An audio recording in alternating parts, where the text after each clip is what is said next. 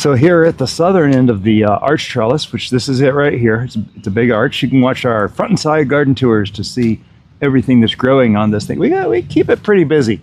Right now though, you can see these peas are starting to fail. Some of them are turning brown. This one here, I could actually pick and eat from. Mrs. Bowtie says, we got enough peas for the year. So that means I got to collect seeds now. And that's what these will all be going for. Those pods will stay on there and dry out. And when they start turning yellow, I'll pick them all and just put them in on a bowl on the table inside, and they will be wonderful. Now I have here, very special, I have from to-NatureHomestead, and I have been waiting to plant these for a long time, is these Diamondback Rattlesnake Beans. And Mike has been cultivating these for a while. Why don't you tell us in the comments, Mike, when you see this video, how long you've been cultivating these things for. But there's a bunch of seeds in here, and I don't want all of them to go in at once. So I'm going to put some of these right here, and we're going to start down here. Now these peas, these are the peas. I'm going to leave them there, and I'm going to plant these beans around it. Now this is where we get into succession planting. So peas, for me here in Florida, peas are an early crop. We have to do them in the spring. They start fading come May, June. It's now June 1st. These things are well beyond their prime. And we are going to start seeing, like you said, like you saw already, we're going to start seeing them fail, turn brown, and die back. And we'll be picking them for seeds that we'll plant next spring. But as these things are failing, I am going to be putting in these beans to grow behind them. And I'm going to plant probably a row, I don't know, 1, 2, probably 3 feet of this. And we'll be planting, now this soil over here was amended. It's got fertilizer in it. It's good stuff. And we're gonna have something out of it.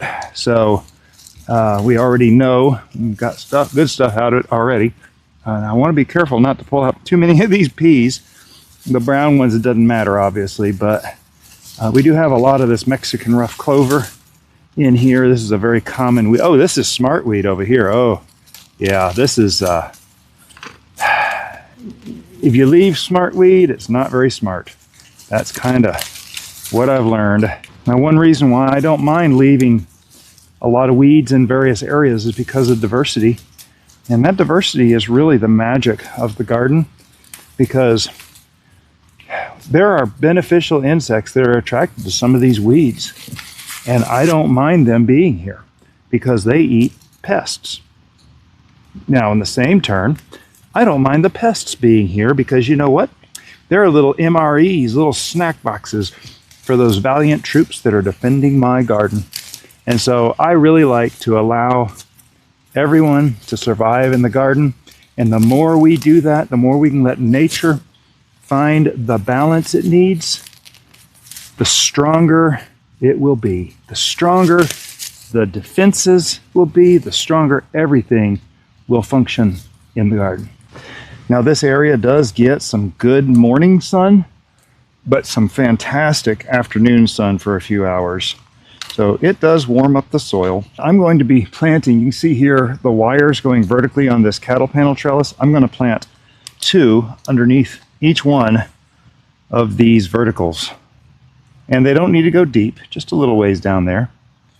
Now, I haven't had any digging in here since the peas started, so I'm hoping that we won't have any more digging. I may end up moving the biomimicry owl over here. That's the big plastic owl that sits here and stares at them for me. And it scares off the daytime rodents that might be in here. Now, it doesn't necessarily scare off things like possums.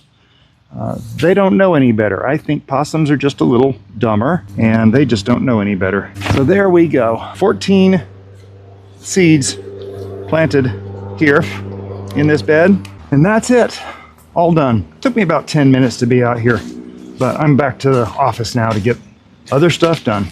I got a list of stuff to do, so thanks for watching. Thanks for spending a few minutes with me in the garden. I really do enjoy it. Continue watching. Be sure to subscribe to Bowtie Life and follow all the social medias and hit the thumbs up, and you know what to do. And if you didn't like this, hit the thumbs down. It's good too. But comment, tell us what you're planting in the garden, if you're planting in the garden. Some of you I know already have everything planted. I have a tendency to just continue to plant forever. So we'll have to we'll have to just deal with that. So appreciate you being here. Your garden doesn't have to be perfect, just has to be yours. Have a blessed day, friend.